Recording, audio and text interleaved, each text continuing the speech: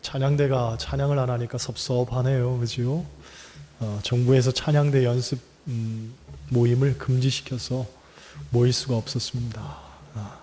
속히 예배가 회복되고 찬양대가 회복되고 우리 성도들 간의 교제가 회복되기를 여러분 기도해 주시기를 부탁드립니다. 여러분, 우리가 왜 신앙생활 하면서 가끔 무력감을 느낍니까? 왜 자주 영적인 침체를 경험합니까? 왜 우리의 삶이 이기심과 교만으로 채워집니까? 그것은 성령을 의지하지 않기 때문입니다. 성령으로 충만하지 않기 때문입니다. 그런데 성령 충만이라는 것은 다른 것이 아니죠. 성령 충만은 내 생각은 버리고 성령에 의지하여 사는 겁니다. 나는 죽고 예수로 사는 겁니다. 나를 완전히 버리고 하나님 손에 붙들려 사는 겁니다. 그게 성령 충만입니다. 여러분들 성령 충만하시기 바랍니다. 하나님은 언제나 성령 충만한 사람을 들어 쓰셨고 지금도 성령 충만한 사람을 찾고 계십니다. 일반적으로 성령 충만의 표시는 두 가지가 있습니다. 성령의 은사와 성령의 열매입니다. 나무로 비유하면 은사는 잎과 같은 것입니다. 성령의 은사는 인격이 좀 모자라도 나타납니다. 우리가 주변에서 은사를 받은 분들을 만나보면 어떤 경우에는 범접할 수 없는 아우라를 가진 분들도 있지만 어떤 때에는 그 사람이 가진 인격 때문에 실망스러운 경우도 있습니다. 하지만 실망할 필요는 전혀 없습니다. 앞서 말한 것처럼 성령의 은사는 그 사람의 인격과는 상관없이 하나님께서 일방적으로 주시는 선물이기 때문에 인격이 좀 모자랄 수 있습니다. 때문에 은사는 있지만 자기 주장이 강한 사람, 은사는 있지만 말을 함부로 하는 사람, 또 은사를 가지고 헛된 일을 도모하는 사람 충분히 있을 수 있다는 얘기죠. 반면에 성령의 열매는 인격적인 것입니다. 이것은 내 안의 인격을 잘 다듬어야지만 비로소 맺어질 수 있는 것입니다. 그러므로 성령의 은사도 귀하지만 성령의 열매가 더욱 귀하다고 할 수 있죠. 오늘 본문을 보면 성령의 9가지 열매가 나옵니다. 신학자들은 이 9가지 열매를 3가지씩 나눕니다. 사랑과 희락과 화평은 하나님과의 관계에서 맺어야 할 열매고, 오래 참음과 자비와 양선은 이웃과의 관계에서 맺어야 할 열매고, 충성과 온유와 절제는 나 자신과의 관계에서 맺어야 할 열매라는 겁니다. 즉 성령의 열매는 하나님과의 관계, 이웃과의 관계, 나 자신과의 관계를 모두 포함하는 겁니다. 여러분, 그리스도인은 하나님과의 관계도 잘 맺어야 하지만 이웃과의 관계도 잘 맺어야 하고, 뿐만 아니라 나 자신에게 있어서도 부끄럽지 않게 살아야 하는 겁니다. 오늘은 성령의 열매 중에서도 가장 첫 번째인 사랑의 열매에 관한 이야기를 함께 나누고 은혜를 받으려고 합니다. 여러분, 기독교는 사랑의 종교입니다. 왜냐하면 하나님은 사랑이시기 때문에 그렇습니다. 그리고 예수 그리스도는 그 사랑을 보여주시기 위해 우리에게 보내신 바 되었습니다. 그러므로 우리는 늘 사랑의 열매를 맺어야 합니다. 믿는 자의 표식은 사랑이기 때문에 그렇습니다. 그러면 어떻게 하는 것이 사랑의 열매를 맺는 것일까? 늘 말씀드리지만 성경은 사랑에 대해서 낭만적이거나 감상적인 것으로 말하지 않습니다. 성경이 말하는 사랑은 고통이고 눈물이며 말할 수 없을 만큼의 희생을 요구합니다. 고린도전서 13장을 보면 사랑에 대해서 이렇게 소개하죠. 사랑은 오래 참고, 사랑은 온유하며, 사랑은 시기하지 않으며, 사랑은 자랑하지 아니하며, 교만하지 아니하며, 무례히 행하지 아니하며, 자기의 유익을 구하지 아니하며, 성내지 아니하며, 악한 것을 생각하지 아니하며, 불의를 기뻐하지 아니하며, 진리와 함께 기뻐하고, 모든 것을 참으며, 모든 것을 믿으며, 모든 것을 바라며, 모든 것을 견디느니라. 우리는 이 말씀에서 사랑에 대해서 하지 말아야 할 8가지와 해야 할 7가지를 보게 됩니다. 그런데 해야 할 것도 사실상 하지 말아야 할 것들을 담는 내용입니다. 그러므로 성경이 말하는 사랑은 하지 말아야 할 15가지를 나열하는 거죠. 때문에 말씀을 통해 우리가 먼저 깨닫게 되는 것은 사랑은 내 안에서 부딪히는 사건이라는 거예요. 나의 감정, 나의 생각, 나의 의지, 나의 욕심, 이것들과 끊임없이 싸우고 부딪혀서 깨지고 부서지는 작업이 사랑이라는 거죠. 그러니 사랑이 쉽겠습니까? 전혀 그렇지 않습니다. 사랑만큼 어려운 것도 없습니다. 이런 얘기가 있죠. 어떤 과부에게 세 아들이 있었는데 그 아이들을 키우기 위해 과부가 거리에서 호떡을 만들어 팔았습니다. 그런데 생각만큼 장사가 잘 되진 않았습니다. 하지만 어떡합니까? 아이들 키우려면 다른 방도가 없었습니다. 그런데 호떡 만들어 파는 일도 쉽지가 않았습니다. 여름에는 더위와 싸워야 했고 겨울에는 추위와 싸워야 했습니다. 비바람 불고 눈보라치는 날에도 어쨌든 리어카 끌고 나가야만 했습니다. 왜냐하면 하루 벌어 하루 먹고 사는 형편에 하루를 벌어야만 굶지 않고 살 수가 있는 겁니다. 그러던 어느 추운 겨울날 한 노신사가 와서 묻습니다. 아주머니, 호떡 하나에 얼마예요? 그러자 추위에 움츠러든 목을 펴면서 말하지요. 1,000원이에요. 그러자 노신사가 지갑에서 1,000원짜리 지폐 한 장을 꺼내더니 리어카 위에 올려놓고 그냥 가는 겁니다. 과부가 얼른 쫓아가서 노신사를 붙들고 말했죠. 손님, 돈만 주시고 가시면 어떡하나요? 호떡도 가져가셔야지요. 그랬더니 노신사가 하는 말이 괜찮습니다. 저는 위가 좋지 않아서 호떡을 못 먹어요. 먹은 셈 치겠습니다. 그러면서 그냥 가는 거예요. 별 이상한 사람도 다 있구나 하고 과부는 생각을 했습니다. 그런데 문제는 그 다음 날에도 하루도 빠지지 않고 이 노신사가 찾아와서 1,000원짜리 한 장을 놓고 가는 거지요. 봄에도 여름에도 가을에도 그렇게 놓고 가는 겁니다. 어느새 1년이 지나 거리에는 크리스마스 캐럴이 울려 퍼지고 있었습니다. 때마침 하얀 눈이 소복히 쌓여가는 그때 그날도 어김없이 노신사가 또 와서 1,000원짜리 한 장을 올려놓고 가는 겁니다. 1년을 노신사를 그냥 보냈는데 더 이상 그렇게 보낼 수는 없다고 생각한 과부가 얼른 노신사를 따라가 그를 붙들었습니다. 그리고 결심한 듯 단호하게 그분에게 말했죠. 손님, 호떡값이 올랐거든요. 1,500원이거든요. 다음부터는 500원 더 주세요.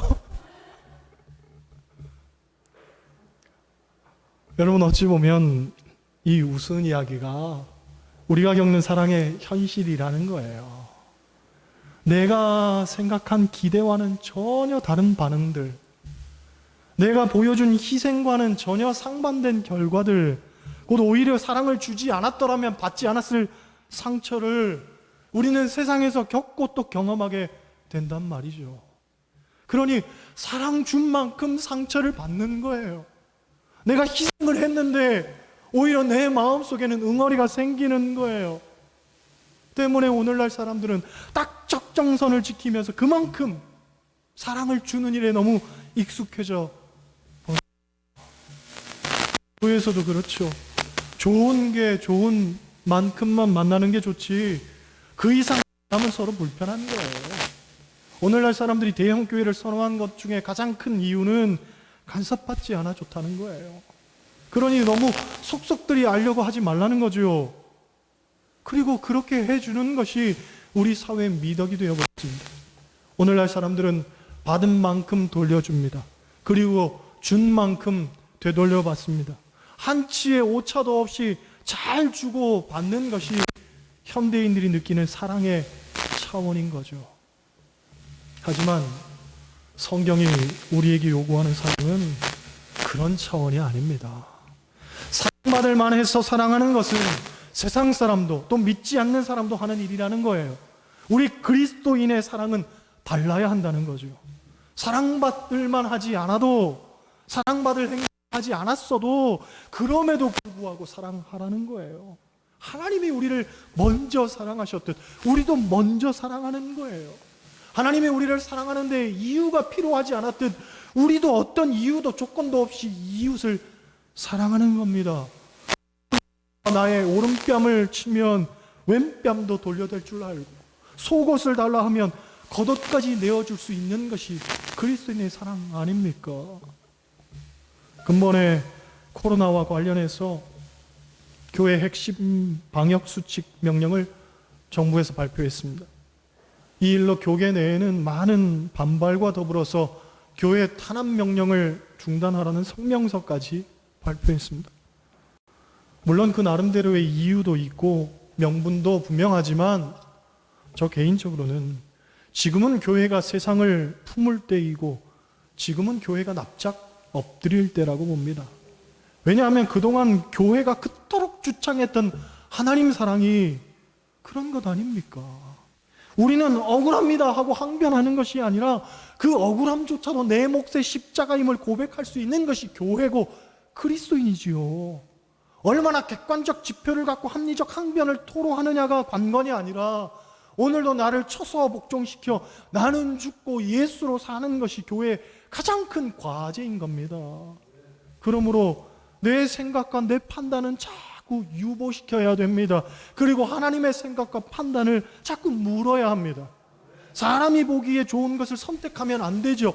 하나님의 역사와 간섭에 맡겨야 됩니다. 어떤 대형교회에서 담임 목사님을 청빙한다는 소식을 듣고 많은 목사님들이 지원을 하게 되었습니다. 1차 서류에 합격한 분들 중에 10명을 따로 모셔서 설교를 들은 후에 청빙위원회가 소집이 되었습니다. 그리고 난상 토론이 벌어졌죠. 첫 번째, 노아 목사는 우직하긴 한데 교회 건축에만 몰두하는 사람이라 싫다는 거예요. 두 번째, 요셉 목사는 꿈의 은사가 있는 은사자지만 전과 기록이 있어서 싫다는 거예요.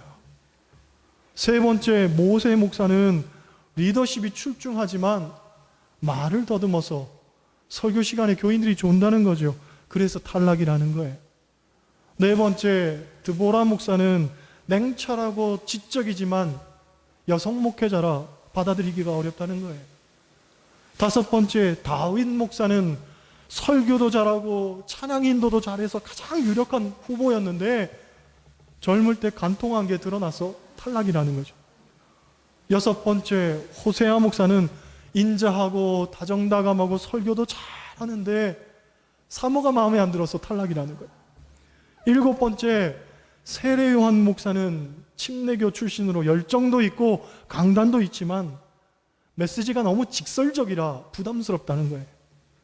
여덟 번째, 베드로 목사는 솔직하고 솔선수범하면서 설교도 잘하는데 한 번씩 욱하는 성격 때문에 탈락이라는 거죠. 아홉 번째, 바울 목사는 능력 있는 설교자고 은사자라 치유의 은사도 있는데 키가 작고 대머리인데다가 미혼이라 식사 문제가 해결이 안 돼서 담임 목사로 모시기 싫다는 거예요. 열 번째, 가론 유다 목사 인내심이 있고 자기 주관이 뚜렷한 데다가 회계사 자격증까지 있어서 앞으로 교회 재정을 잘 다루어 줄 것으로 믿어서 결국 가론 유다 목사가 그 교회 담임으로 청빙이 되었다고 합니다. 그리고 3년 뒤 가론 유다 목사는 교회 재산 다 팔아 도망가고 교회는 공중분해되었다는 웃지 못할 얘기가 있습니다. 그런 거지요. 사람의 판단은 신중하면 신중할수록 좋을 것 같지만 많은 경우 신중하면 신중할수록 배가 산으로 올라갑니다. 그렇다고 신중하지 말라는 말도 아니죠. 돌다리도 물론 두들겨 봐야 됩니다. 요컨대 모든 일에는 하나님의 도우심이 있어야 된다는 거예요. 하나님이 도와주시지 않으면 사랑을 준 결과가 오히려 냉소적일 수 있고 신중히 선택한 결과도 참담할 수 있다는 거죠. 아무리 선한 선택을 해도 결과가 악일 수 있다는 거예요.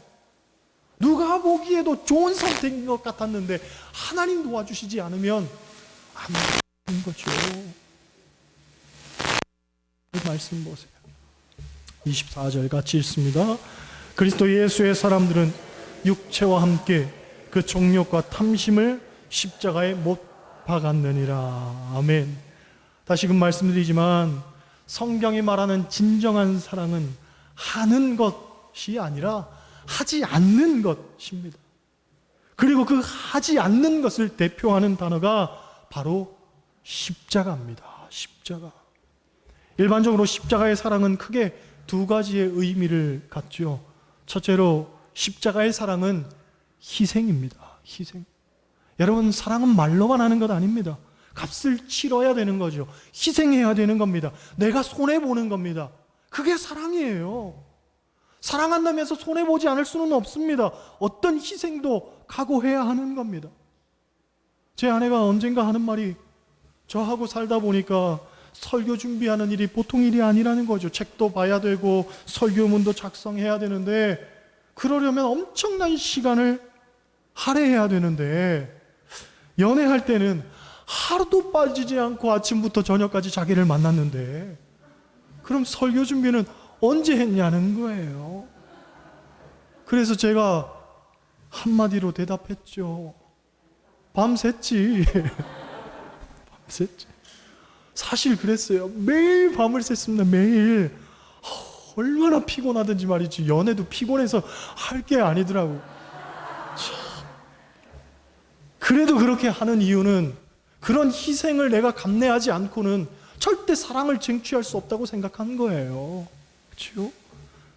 사실 내가 어떤 사람을 진짜 사랑하면 희생을 무릅쓰고 내가 대신 죽을 수도 있는 단계까지 가는 것 아닙니까?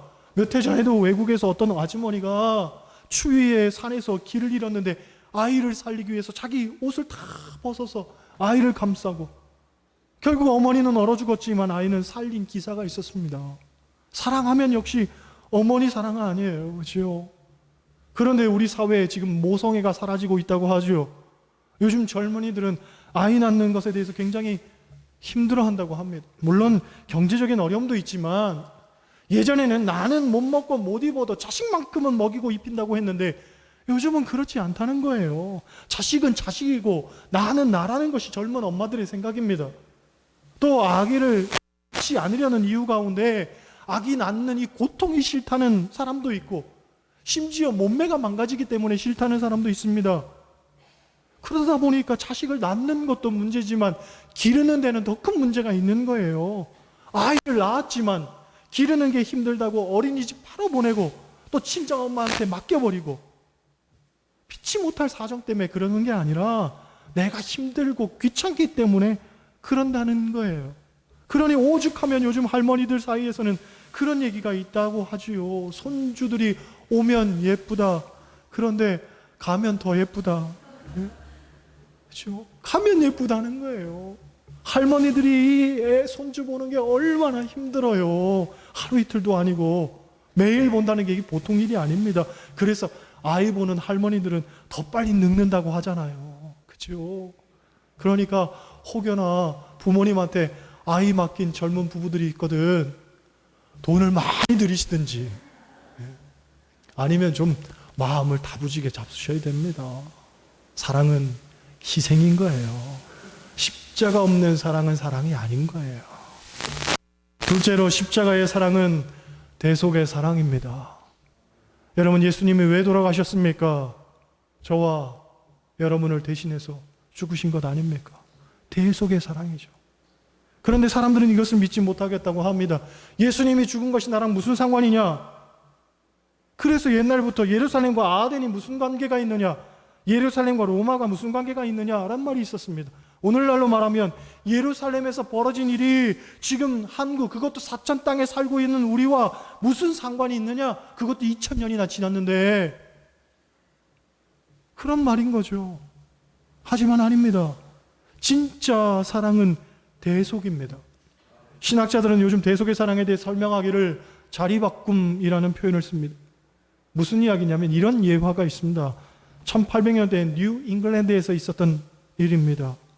그때 이 뉴 잉글랜드 지방은 철저한 청교도 사회였습니다.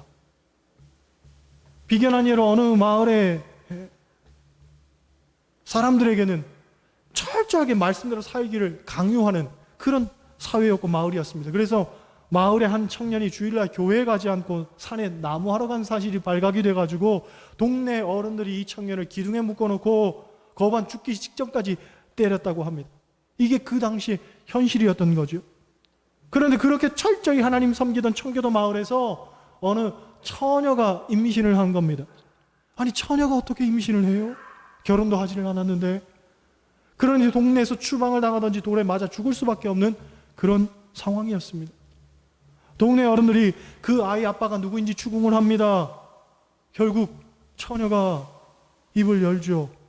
아기의 아빠는 늘 검은 옷을 입고 마을에 굳은 일이 있으면 돌봐주는 수도사라는 거예요. 그 마을에 어려운 일이 있으면 찾아와서 도와주는 착한 수도사가 있었는데 그 수도사와의 관계에서 아이를 임신했다는 거죠. 그러자 마을 어른들이 당장에 쫓아가서 분노하며 수도사를 잡아다가 침을 뱉고 모욕을 주고 때리고 감옥에 가두고 결국 추운 겨울날 이 수도사는 감옥에서 죽음을 맞게 됩니다. 수도사가 죽자 마을 사람들이 그의 장례를 치르기 위해서 옷을 벗기고 염을 하려고 했는데 이게 웬일이에요? 옷을 벗겨보니 그 수도사는 여자였습니다. 남복을 한 여자 수도사였습니다. 그 처녀를 살리기 위해서 죄를 대신 뒤집어 쓴 거죠. 결국 처녀는 살고 수도사가 죽은 겁니다. 이것이 바로 자리바꿈이라는 거죠. 예수님께서 우리의 죄 때문에 돌아가셨습니다. 그분은 어떤 죄도 흠도 티도 없는 분이었죠. 다만 우리를 살리시려고 대신 돌아가셨단 말이죠. 사실 우리는 죄인 아닙니까? 죄인은 죄값을 치러야 됩니다. 그리고 죄의 삭은 사망입니다. 우리는 죽을 수밖에 없는 운명이었습니다. 그런데 예수님께서 우리 대신 죄를 치르셨어요. 그래서 우리는 생명을 얻게 된 겁니다. 이것이 대속이죠. 여러분, 그 사실을 분명히 믿으시기를 바랍니다. 그리스도인의 사랑의 출발점은 바로 여기에 있는 겁니다. 주님이 나를 위해 십자가를 지셨습니다. 어떤 이유도 조건도 없이 그저 나를 사랑하시기 때문에 십자가를 지셨단 말이죠. 그렇다면 그 사랑을 받은 우리도 사랑하는 데 있어서, 즉 사랑의 열매를 맺는 데 있어서 납득할 만한 조건을 찾거나 충분한 이유거리를 살핀다면 그것은 이미 사랑이 아니죠. 그리스도인의 사랑은 그럼에도 불구하고 그리 아니하실지라도의 사랑이어야 한단 말이죠. 할렐루야. 그런 면에서 생각을 해본다면 지금 코로나 형국에 모든 비난의 화살을 마치 교회가 뒤집어 쓰고 있는 것처럼 보이지만 이것은 우리의 십자가임을 고백하면서 그것도 묵묵히 감내하고 달게 받을 수 있는 것이 교회가 되어야 하고 그리스도인이 되어야 하지 않겠습니까? 왜 우리만 갖고 그래? 왜 나만 갖고 그래? 이건 교회 자세가 아니란 말이죠. 여러분, 그리스도인으로 사는 것이 점점 더 녹록지 않은 시대를 지나고 있습니다. 아마도 더 힘겨워질 상황들이 펼쳐질 것은 자명합니다. 하지만 우리는 늘 말씀의 본질에 서 있어야 됩니다. 그래서 외부적인 상황이나 환경의 변화에 민감하게 반응할 필요 없이 그저 우리는 하나님 말씀 안에서 하나님이 우리에게 주신 사랑을 실천하며 하나님께서 우리에게 맡겨주신 십자가를 묵묵히 감당하며 사는 거죠. 그래야 종국에는 우리가 가진 그 사랑, 우리가 받은 그 사랑으로 세상을 변화시킬 수가 있는 거예요. 그렇죠? 지금 우리가 객관적인 상황들을 내세우고 지금 우리가 납득할 만한 지표를 갖고 자꾸만 항변한다면 우리는 세상에서부터 점점 고립되어 갈 겁니다. 세상 사람들은 교회에 대해서 더욱 냉담해질 겁니다. 전도의 문은 점점 닫히고 그리스도의 사랑은 식어질 겁니다. 지금은 그럴 때가 아니죠. 여러분, 성령 충만은 다른 게 아닙니다. 어떤 경우에도 사랑하며 사는 겁니다. 어떤 경우에도 십자가 지고 사는 겁니다. 모든 상황 속에서 또한 모든 사람을 사랑할 수 있는 여러분 되시기를 주님의 이름으로 간절히 축원합니다. 기도하시겠어요?